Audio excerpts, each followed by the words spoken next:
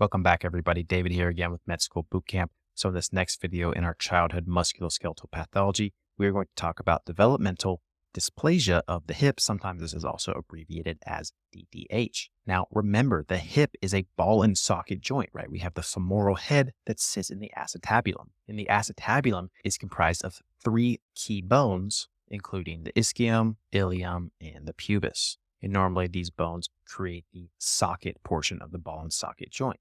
Now, what happens in developmental dysplasia of the hip? Well, as the name implies, this is a problem with the hip. This is a developmental problem, so this indicates it likely happens earlier on in life, and dysplasia is occurring. Remember, dysplasia is kind of a general term for disorganized growth, which can occur for a variety of different reasons. So that's kind of a general overview of what the condition is and what we'll be talking about in this video. Now, when we think about the etiology here, this is primarily an idiopathic condition. That is to say, we don't really know necessarily why this happens or what is the primary reason, but we do know it's fairly common. In fact, babies have approximately a 1% chance of being born with hip instability and a 0.1% chance of being born with hip dislocations. And although we don't fully know the reason for this in all cases, we do know that there are some associated risk factors. One of these risk factors is being born in the breech presentation. And remember, breech presentation is when the feet and the buttocks are facing the pelvis. They're the first things out during delivery versus the head. And patients who are in this presentation can have up to a 15 to 25% of actually having this condition, which is why it's a strong associated risk factor for having DDH. Additionally, as with many things, family history is a risk factor, as when something happens in the family, it's more likely to happen to a subsequent member. And oligohydramnios in utero. Remember that word oligohydramnios means there is low amniotic fluid, and this has also been associated as an increased factor for patients having developmental dysplasia of the hip. Now, when we think about the pathophysiology here, we talked about it a little bit to open this video, but it's due to an abnormal development of the acetabulum and the proximal femur. We talked about the key bones that make up the acetabulum, and we know the femur is the longest bone in the body. It's kind of our thigh bone, but ultimately what can happen is that we have joint instability, which can predispose a patient to joint dislocation and or subluxation. Subluxation meaning a partial dislocation. Sometimes this is also referred to as when that joint actually comes out of place and goes back into place and out of place, into place, versus a full dislocation. The bone or femur is actually pulled out of the acetabulum and does not go back into place. It's fully dislocated. And so again, having this abnormal anatomy predisposes a child or a patient to having more subluxation or dislocation of the hip joint. Now, when we think about the presentation here, it's going to vary based on the patient's age. Some patients will be asymptomatic.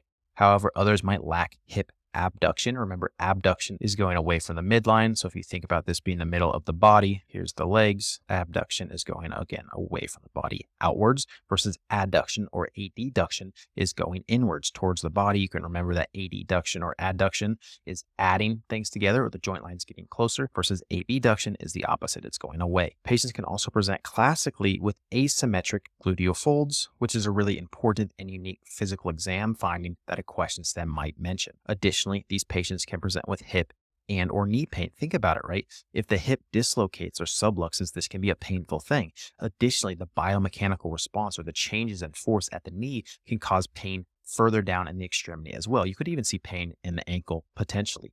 Patients also classically present with a leg length discrepancy, which should make sense, right?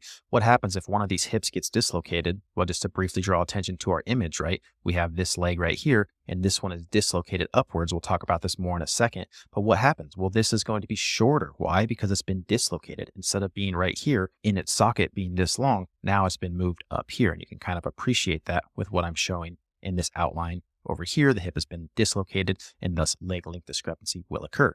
Additionally, a Trendelenburg gait can be seen. Remember, this is a type of limping gait pattern that is most commonly due to either weak abductor muscles or a leg length discrepancy, which is what is most likely to be the reason for this patient.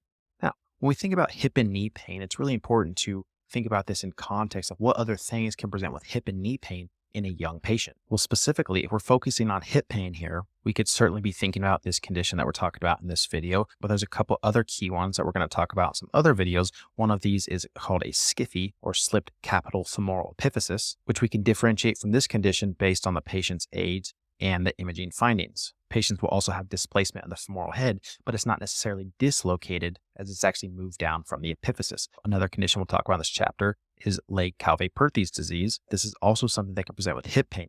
How are you going to tell this apart from the other conditions? Well, whereas a skiffy might occur in somebody who's about 8 to 16 years old, this is going to be in somebody a little bit younger, more so in that 5 to 10-year-old range. And this condition is due to a mismatch between the growth of the femoral epiphysis and the actual blood supply it's receiving. That is to say, it's not receiving enough blood supply. This can cause a lot of pain and damage to the surrounding structures. But again, differentiating these conditions, the age and the imaging will be useful. But there are some other things they might ask about as well. There's something called transient synovitis or even septic arthritis. And a key differentiating feature between these two is that septic arthritis is going to have a mega fever. There's a big inflammatory process going on versus transient synovitis, typically not going to have a fever and is typically in the setting of a recent upper respiratory infection. So the idea here is not that you need to know every single pathology that can present for pediatric hip pain, but have a general idea of how to differentiate some of these classic things that might show up on test day. Now, just to wrap up our presentation here, patients can often present with a positive Barlow and Ortolani maneuver, typically when they are less than 6 months. These maneuvers are important for helping diagnose developmental dysplasia of the hip.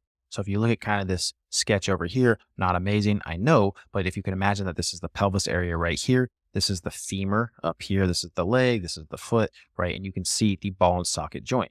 You can see the femoral head inside the acetabulum. Well, Barlow's maneuver or Barlow's sign is positive when the hip is flexed and adducted. That is to say the knees are close together and you apply downward pressure that actually causes the hip to dislocate. The femoral head will actually pop out of the acetabulum. And that is called a positive Barlow sign. You are basically able to make the hip dislocate with this maneuver, putting patients in this flexed position, applying downward pressure, the hip pops out. Secondly, we have the Ortolani maneuver, which is basically doing almost the opposite. Now the hips are actually abducted. That is to say the knees are actually away from the body. And now you have a dislocated hip and you are applying pressure the other direction with your hand. You're kind of applying an upward pressure. So you're around the patient's legs and you're kind of pulling them towards you. And what's going to happen is that the hip will actually pop back into place. The femoral head will go back into the acetabulum. And again, this is a confirmatory test. You're able to dislocate the hip with a Barlow maneuver. That's how you got it out in the first place. And now the Ortolani maneuver, you're able to basically put it back in. This is indicative of developmental dysplasia of the hip. This is not a normal thing you should be able to do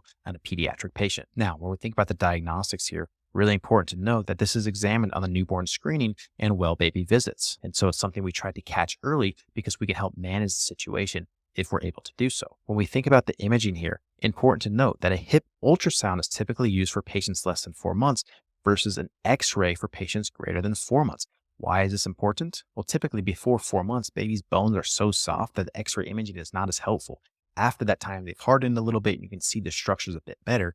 But earlier than that, an ultrasound is going to be more useful for diagnostic decision making. But when patients are older than this time frame, which can actually vary between 4 to 6 months depending on the resource, the X-ray is going to show dysplasia and or dislocation of the hip. So if you draw your attention to this image over here, we can see the key findings that we were talking about, right? Here's your acetabulum. Here's your femoral head right here. Here's your greater trochanter going all the way down to your femur. And then on this side, I hope you can appreciate that something's different, right? Here's the acetabulum here, but what's going on? Well, there's no femoral head here. Why? Because the femoral head has gone upwards. It has dislocated, and you can see the femoral head right here with the rest of the femur out here, greater trochanter again. So this goes back to make sense. Why does leg length discrepancy occur? Because we have shortening of the leg that's dislocated. You can see how much higher up it is in the pelvis, which should make sense to us how they could present this way. But again, it's important to keep in mind the imaging thing. They classically try to trick you with that. Radiographs before 4 months or 6 months, depending on the resource, are less useful because cartilage has not yet ossified. Now, when we think about the management here, less than 6 months, patients are going to earn themselves something called a Pavlik harness. And a Pavlik harness is a splinting device that actually holds the hips in this kind of flexed and abducted position and allows the bones to actually mature a little bit so that the femur doesn't dislocate so much. And hopefully this will reduce the subluxation and the dislocations of the femoral head going forward. Now, if patients are a bit older, greater than 6 months, they may need hip casting and or surgical intervention. And finally, a common complication that can occur is the leg length discrepancy, right? If this is not addressed with one of these interventions, if they are not treated appropriately, and sometimes even if they are treated appropriately, you can get a leg length discrepancy because if the hip is dislocating, you can imagine that can cause several problems for the patient going forward. So just a quick summary to wrap up this video. Developmental dysplasia of the hip, or DDH. Etiology is primarily idiopathic, but some risk factors include breech presentation, family history, or low amniotic fluid in utero. Pathophysiology here, abnormal development occurs with the acetabulum in the femur, ultimately leading to joint dislocation and subluxation.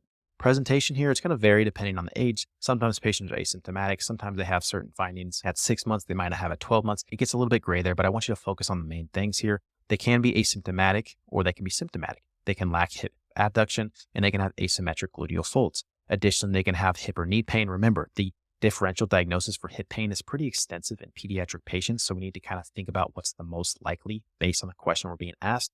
Patients can also present with leg length discrepancy or a limping gait. Classic maneuvers they want you to know are the Barlow and Ortolani maneuver. They might give you these in a question stem to help lead you towards this diagnosis. Diagnostics here, key point, ultrasound for young patients, typically less than 4 months. X-rays for older patients once their bones have actually ossified. Management here, again, depends on age. Pavlik harness less than 6 months might need surgical intervention if they are greater than 6 months. And a classic complication here is going to be the leg length discrepancy for all the reasons we previously talked about. So how might this present in a question stem? They might give you something along the lines of a 2-month-old female returns to the clinic for an examination. The parents report they have no concerns at this time. However, the child was recently sick 1 week ago. The baby appears well and to be obtaining appropriate age-related milestones. On physical examination, the physician notes asymmetric gluteal skin folds and a positive Barlow and Ortolani maneuver. The question could then ask which of the following imaging studies should be performed at this time. Now, key point here is we need to differentiate what is this patient's most likely condition. Do they have transient synovitis because they were sick 1 week ago? Well, I would say they most likely have developmental dysplasia of the hip. Why? Because of the age range. They're 2 months old. They have asymmetric gluteal skin folds, a very classic physical exam finding they will give you. So it's more likely this patient has developmental dysplasia of the hip versus something like a transient synovitis. Again, the fact that they were sick a week ago could indicate transient synovitis, but that's not what we're getting in this question stem. So now the point is, what imaging do we need? Do we need an MRI? Do we need a CT scan? Do we need an X-ray or an ultrasound? Well, because of this patient's age being 2 months, the best thing to do would be to get the hip ultrasound to further assess for developmental dysplasia of the hip.